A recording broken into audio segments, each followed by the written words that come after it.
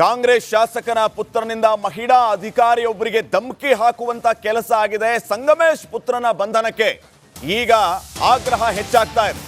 ಆದ್ರೆ ಇನ್ನೂ ಕೂಡ ಅರೆಸ್ಟ್ ಮಾಡಿಲ್ಲ ಈ ಮೀನಮೇಷ ಯಾಕೆ ಅನ್ನುವಂತಹ ಪ್ರಶ್ನೆ ಈಗ ಮೂಡ್ತಾ ಇದೆ. ಬಸವೇಶ್ ದರ್ಪವನ್ನ ಸ್ವತಃ ಅವರ ತಂದೆ ಒಪ್ಕೊಂಡಿದ್ದಾರೆ. ನನ್ನ ಮಗ ಧಮಕಿ ಹಾಕಿರೋದು ನಿಜ ಅಂತ ತಪ್ಪೊಪ್ಕೊಂಡಿದ್ದಾರೆ ಸಂಗಮೇಶ್ ಅವರು. ಆದ್ರೂ ಕೂಡ ಬಸವೇಶ್ ಬಂಧನಕ್ಕೆ ಪೊಲೀಸರಿಗೆ ಭಯ ಯಾಕೆ?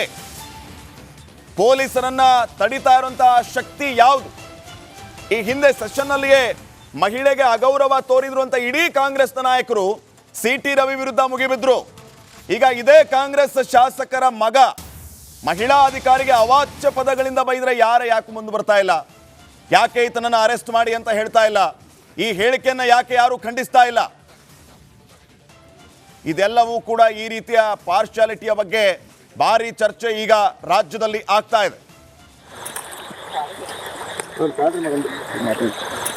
ನಮ್ಗೆ ಮಾಡಕ್ ಹೇಳ್ರಿ, ನಮ್ಮ ಫೋನ್ ಮಾಡಕ್ ಹೇಳ್ರಿ. ಅಲ್ಲ ಅವ್ರ ಫೋನ್ ಮಾಡ್ಬೇಕಂತಣ್ಣ. ಅಣ್ಣ ಇಲ್ಲೇ ಮಾತಾಡೋಣ, ಹಂಗೆ ಮಾತಾಡೋಣ. ಅತ್ಲಾಗೆ ಲೌಡ್ ಸ್ಪೀಕರ್ ಹಾಕಿದ್ದೀನಿ ಅಣ್ಣ, ಮಾತಾಡೋಣ ಹಂಗೆ ಇದಾರೆ ಮೇಡಮ್. ನೀವು ವಿಡಿಯೋ ಎಲ್ಲ ಮಾಡ್ಕೊಂಬಿಡ್ರಿ. ಹೇಳಿ ಇವರೇ ನೆಟ್ಟಿಗೆ ಮಾತಾಡಿ. ಇನ್ನು ಬಸವೇಶ್ನನ್ನ ಅರೆಸ್ಟ್ ಮಾಡಲೇಬೇಕು ಅಂತ ಆಗ್ರಹಿಸಿ ಬಿಜೆಪಿ ಪ್ರತಿಭಟನೆಯನ್ನ ಮಾಡ್ತಾ ಇದೆ. ಶಿವಮೊಗ್ಗದ ಭದ್ರಾವತಿಯಲ್ಲಿ ಬಿಜೆಪಿ ಪ್ರತಿಭಟನೆಗೆ ಮುಂದಾಗಿದೆ. ಭದ್ರಾವತಿ ತಾಲೂಕು ಕಚೇರಿಯ ಎದುರು ಬಿಜೆಪಿ ಈಗ ಪ್ರತಿಭಟನೆಯನ್ನ ಮಾಡ್ತಾ ಇದೆ. ತಕ್ಷಣವೇ ಬಸವೇಶ್ನನ್ನ ಬಂಧಿಸಲೇಬೇಕು ಅಂತ ಬಿಜೆಪಿ ಆಗ್ರಹಿಸ್ತಾ ಇದೆ. ಬಿಜೆಪಿ ನಾಯಕರು ಈಗ ಬಸವೇಶ್ ವರ್ತನೆಗೆ ಕಿಡಿಕಾರ್ತಾ ಇದೆ. ಈ ಹಿಂದೆ ಸಚಿವರಿಗೆ ಅವಾಚ್ಯ ಪದಗಳನ್ನ ಬಳಕೆ ಮಾಡಿದ್ರು ಲಕ್ಷ್ಮೀ ಹೆಬ್ಬಾಳ್ಕರ್ ವಿರುದ್ಧ ಅಂತ ಹೇಳಿ ಯಾವ ರೀತಿ ಕಾಂಗ್ರೆಸ್ನವರು ಪ್ರತಿಭಟನೆಯನ್ನ ಮಾಡಿದ್ರಿ, ರಸ್ತೆಗಿಳಿದ್ರಿ, ಯಾವ ರೀತಿ ಡ್ರಾಮಾ ಕ್ರಿಯೇಟ್ ಮಾಡಿದ್ರಿ. ಈಗ ನಿಮ್ಮ ಕಾಂಗ್ರೆಸ್ MLA ಮಗನೇ ಮಹಿಳಾ ಅಧಿಕಾರಿಗೆ ಅವಾಚ್ಯವಾಗಿ ಬೈದಿರೋದು. ಇದನ್ನ ನೀವ್ ಯಾಕೆ ಖಂಡಿಸಬಾರದು ಅಂತ ಬಿಜೆಪಿ ಅವರು ಪ್ರಶ್ನೆ ಮಾಡ್ತಾ ಇದ್ದಾರೆ. ಈತನನ್ನ ಅರೆಸ್ಟ್ ಯಾಕೆ ಮಾಡಬಾರದು ಅಂತ ಪೊಲೀಸರನ್ನ ಪ್ರಶ್ನೆ ಮಾಡ್ತಾ ಇದ್ದಾರೆ. ಈಗಲೂ ಕೂಡ ಈ ಕ್ಷಣದವರೆಗೂ ಕೂಡ ಬಸವೇಶ್ನನ್ನ ಅರೆಸ್ಟ್ ಮಾಡಿಲ್ಲ. ಹಾಗಿದ್ರೆ ಬಸವೇಶ್ನನ್ನ ಅರೆಸ್ಟ್ ಮಾಡದೇ ಇರೋ ರೀತಿಯಲ್ಲಿ ತಡಿತಾ ಇರೋ ಆ ಶಕ್ತಿ ಯಾವುದು? ಶಾಸಕರ ಮಗ ಅಂದ ಮಾತ್ರಕ್ಕೆ ಏನ್ ಬೇಕಾದ್ರೂ ಮಾಡ್ಬೋದಾ? ಅಸಲಿಗೆ ಮಹಿಳಾ ಅಧಿಕಾರಿಗೆ ಬೈಯೋದಕ್ಕೆ ಈತನಿಗೆ ಹಕ್ಕು ಕೊಟ್ಟವರು ಯಾರು? ಯಾವ ಆಧಾರದ ಮೇಲೆ, ಯಾವ ಹಕ್ಕಿನ ಮೇಲೆ ಈ ಬಸವೇಶ್ ಆ ಮಹಿಳಾ ಅಧಿಕಾರಿಯನ್ನ ಬೈದದ್ದು? ಈ ಎಲ್ಲಾ ಪ್ರಶ್ನೆಗಳನ್ನ ಮಾಡ್ತಾ ಇದ್ದಾರೆ. ಈಗ ಕೂಡಲೇ ಬಸವೇಶ್ನನ್ನ ಅರೆಸ್ಟ್ ಮಾಡಲೇಬೇಕು, ಇಲ್ಲ ಅಂದ್ರೆ ಉಗ್ರ ಹೋರಾಟವನ್ನ ಮಾಡ್ತೀವಿ ಅಂತ ಹೇಳಿ ಬಿಜೆಪಿಯವರು ಆಕ್ರೋಶವನ್ನ ವ್ಯಕ್ತಪಡಿಸ್ತಾ ಇದ್ದಾರೆ. ಯಾವುದೇ ಒಬ್ಬ ಸಜ್ಜನ ನಾಗರಿಕ ವ್ಯಕ್ತಿ ಅದನ್ನ ಪುನರುಚ್ಚಾರ ಮಾಡಕ್ಕೆ ಸಾಧ್ಯ ಇಲ್ಲ. ಆಗ್ಲಿಂದ ಹೇಳ್ತಾ ಇದ್ದೀನಿ, ಈಗಲೂ ಕೂಡ ನಾನು ಉಚ್ಚಾರ ಮಾಡಿಲ್ಲ. ವಿಡಿಯೋಗಳಲ್ಲಿ ಲಭ್ಯ ಇದೆ, ಎಲ್ಲರೂ ಕೂಡ ನೋಡ್ಕೊಳ್ಬಹುದು.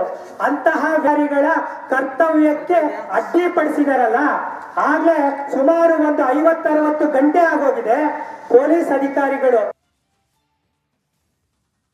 ನಾಗರಿಕರೆಲ್ಲರೂ ಕೂಡ ರಂಗಪ್ಪ ಸರ್ಕಲ್ ಮೂಲಕ, ಮಾಧವಾಚಾರ್ ಸರ್ಕಲ್ ಮೂಲಕ ನಾವೆಲ್ಲ ಪೊಲೀಸ್ ಸ್ಟೇಷನ್ಗೆ ಹೋಗೋಣ. ಈಗ ತಾಲೂಕು ಕಚೇರಿ ಆಡಳಿತಕ್ಕೆ ಬರೀ ವಿಡಿಯೋದಲ್ಲಿ ರೌಡಿಸಮ್ ದರ್ಪ ಅಲ್ಲ, ಸುಳ್ಳುಗಾರ ಅನ್ನೋದು ಕೂಡ ಇವತ್ತು ಸಂಗಮೇಶ್ ಅದನ್ನು ಪ್ರೂವ್ ಮಾಡಿದ್ದಾರೆ. ಯಾಕೆಂದರೆ ನನ್ನ ಮಗನ ವಾಯ್ಸೇ ಇಲ್ಲ ಅಂದ್ಬಿಟ್ಟಿದ್ದಾರೆ.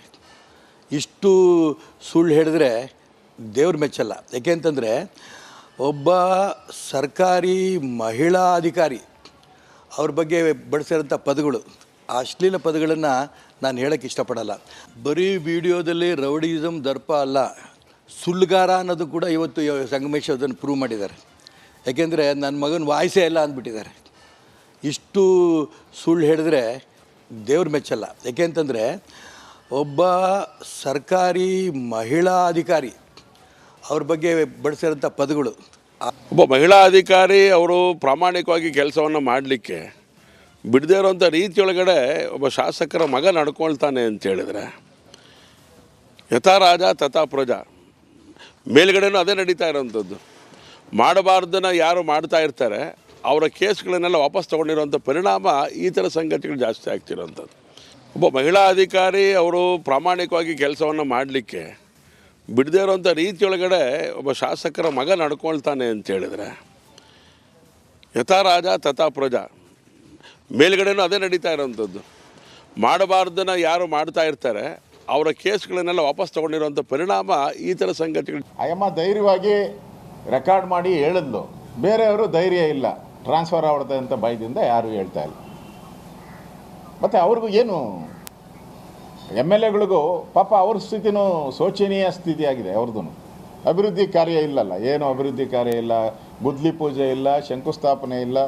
ಅವರು ಬೇಸತ್ತ ಹುಟ್ಟಿದ್ದಾರೆ, ಅವರೂ ಬೇಸತ್ತ ಹುಟ್ಟಿದ್ದಾರೆ. ಅಯ್ಯಮ್ಮ ಧೈರ್ಯವಾಗಿ ರೆಕಾರ್ಡ್ ಮಾಡಿ ಹೇಳಿದ್ಲು, ಬೇರೆಯವರು ಧೈರ್ಯ ಇಲ್ಲ, ಟ್ರಾನ್ಸ್ಫರ್ ಆಗ್ಬಿಡುತ್ತೆ ಅಂತ ಭಯದಿಂದ ಯಾರು ಹೇಳ್ತಾ ಇಲ್ಲ. ಮತ್ತು ಅವ್ರಿಗೂ ಏನು ಎಮ್ ಎಲ್ ಎಗಳಿಗೂ ಪಾಪ ಅವ್ರ ಸ್ಥಿತಿನೂ ಶೋಚನೀಯ ಸ್ಥಿತಿ ಆಗಿದೆ. ಅವ್ರದ್ದು ಅಭಿವೃದ್ಧಿ ಕಾರ್ಯ ಇಲ್ಲಲ್ಲ, ಏನು ಅಭಿವೃದ್ಧಿ ಕಾರ್ಯ ಇಲ್ಲ, ಗುದ್ಲಿ ಪೂಜೆ ಇಲ್ಲ, ಶಂಕುಸ್ಥಾಪನೆ ಇಲ್ಲ. ಅವರು ಬೇಸತ್ತ ಹುಟ್ಟಿದ್ದಾರೆ, ಅವರೂ ಬೇಸತ್ತ ಹುಟ್ಟಿದ್ದಾರೆ. ಅಯ್ಯಮ್ಮ ಸಹಜವಾಗಿ ಕೆಲಸ ಮಾಡೋ ವಾತಾವರಣ ಇಲ್ಲ. ಮಾಫಿಯಾ ಪ್ರಚೋದನೆಗೆ ಬಗ್ಬೇಕಾಗತ್ತೆ, ಅವ್ರ ಪ್ರಭಾವಕ್ಕೆ ಮಣಿಬೇಕಾಗತ್ತೆ. ಮಣಿದೇ ಇದ್ದರೆ ಅವರು ಭಾಳ ಕಾಲ ಆ ಜಾಗದಲ್ಲಿ ಇರೋಕ್ಕಾಗಲ್ಲ. ನಿನ್ನೆ ಭದ್ರಾವತಿಯ ಶಾಸಕರ ಮಗ ಮಾಡಿರೋದು ಕೂಡ ತನ್ನ ತಂದೆ ಶಾಸಕರು ಅನ್ನುವಂಥ ಪ್ರಭಾವ ವಲಯವನ್ನು ದುರುಪಯೋಗ ಪಡಿಸ್ಕೊಂಡ್ರ ಕೆಲಸ. ಮತ್ತು ಅವರ ಮಾತಿನ ಬಳಸಿದ ಭಾಷೆ ಇದೆಯಲ್ಲ, ತಪ್ಪು ಯಾರು ಮಾಡಿದ್ರು ತಪ್ಪೇ, ತಪ್ಪು ಮಾಡಿದ್ರು. ಈ ರೀತಿಯ ಘಟನೆ ನಡೆದಿರೋದು, ಇಷ್ಟೆಲ್ಲ ಬೆಳವಣಿಗೆ ಆಗಿದೆ, ಖಂಡನೆ ವ್ಯಕ್ತವಾಗ್ತಾ ಇದೆ. ನಾವು ಹಲವು ಪ್ರಶ್ನೆಗಳನ್ನು, ರಿಪಬ್ಲಿಕ್ ಕನ್ನಡ ಹಲವು ಪ್ರಶ್ನೆಗಳನ್ನು ಮಾಡ್ತಾ ಇದೆ. ಸಂಗಮೇಶ್ ಪುತ್ರ ಬಸವೇಶ್ ಬಂಧನಕ್ಕೆ ಇಷ್ಟೊಂದು ವಿಳಂಬ ಯಾಕೆ ಮಾಡ್ತಾ ಇದ್ದೀರಿ? ವಿಡಿಯೋದಲ್ಲಿ ಆತ ಬೈದಿರೋದು ಜಗಜ್ಜಾಹೀರಾಗಿದೆ, ಸ್ವತಃ ಅವರ ತಂದೆ ಒಪ್ಕೊಂಡಿರೋದು, ಇನ್ನೂ ಏನು ಸಾಕ್ಷಿ ಬೇಕು ನಿಮಗೆ? ಯಾಕೆ ಈ ರೀತಿಯ ವಿಳಂಬ? ಸರ್ಕಾರಿ ಅಧಿಕಾರಿಗೆ ಬೆದರಿಕೆ ಹಾಕಿದ್ದು ನಿಜ ಅಲ್ವಾ? ಹಾಗಿದ್ದರೆ ಇವರಿಗೆ ಬೆದರಿಕೆ ಹಾಕೋದಕ್ಕೆ ನಿಮಗೆ ಅಧಿಕಾರ ಕೊಟ್ಟವ್ರು ಯಾರು? ಮಹಿಳಾ ಅಧಿಕಾರಿಗೆ ಧಮಕಿ ಹಾಕಿರೋದು ತಪ್ಪಲ್ವಾ? ಅವರು ಕೆಲಸ ಮಾಡಿಲ್ಲ ಅಂತಂದ್ರೆ ಒಂದು ನೀತಿ ನಿಯಮ ರೀತಿ ರಿವಾಜಲ್ಲಿ ನೀವು ಅವರಿಗೆ ಎಚ್ಚರಿಸುವಂತ ಕೆಲಸವನ್ನ ಮಾಡಬೇಕಾಗಿತ್ತು. ಆದರೆ MLA ಮಗ ಅಂದ ಮಾತ್ರಕ್ಕೆ ನೀವು ಏನು ಮಾಡಿದ್ರು ನಡೆಯುತ್ತಾ? ಮಹಿಳಾ ಅಧಿಕಾರಿಗೆ ಧಮಕಿ ಹಾಕೋದಕ್ಕೆ ನಿಮಗೆ ಯಾರು ಅಧಿಕಾರ ಕೊಟ್ಟವರು? ಸರ್ಕಾರಿ ಅಧಿಕಾರಿಗೆ ಬೆದರಿಕೆ ಹಾಕಿದ್ರು ಕೂಡ ಇನ್ನೂ ಕ್ರಮ ತಗೊಂಡಿಲ್ಲ. ಯಾಕೆ? ಬಸವೇಶ್ ಧಮಕಿ ಹಾಕಿರೋದನ್ನ ಅವರ ತಂದೆ ಶಾಸಕ ಸಂಗಮೇಶ್ ಒಪ್ಕೊಂಡಿದ್ದಾರೆ. ಹೌದು, ನನ್ನ ಮಗ ಬೈದಿದ್ದಾನೆ ಅಂತ. ಹಾಗಿದ್ರೆ ಯಾಕೆ ತಂದೆನೇ ಮುಂದೆ ನಿಲ್ಲಿಸು ಮಗನ್ನ ಅರೆಸ್ಟ್ ಮಾಡಿಸಬಾರ್ದು? ಬಸವೇಶ್ ಬಂಧನಕ್ಕೆ ಪೊಲೀಸರು ಯಾಕೆ ವಿಳಂಬ ಮಾಡ್ತಾ ಇದ್ದಾರೆ? ಮತ್ತೆ ಇನ್ಯಾರ ಸಾಕ್ಷಿಗಾಗಿ ಪೊಲೀಸ್ ಇಲಾಖೆ ಕಾಯುತ್ತಿದೆ?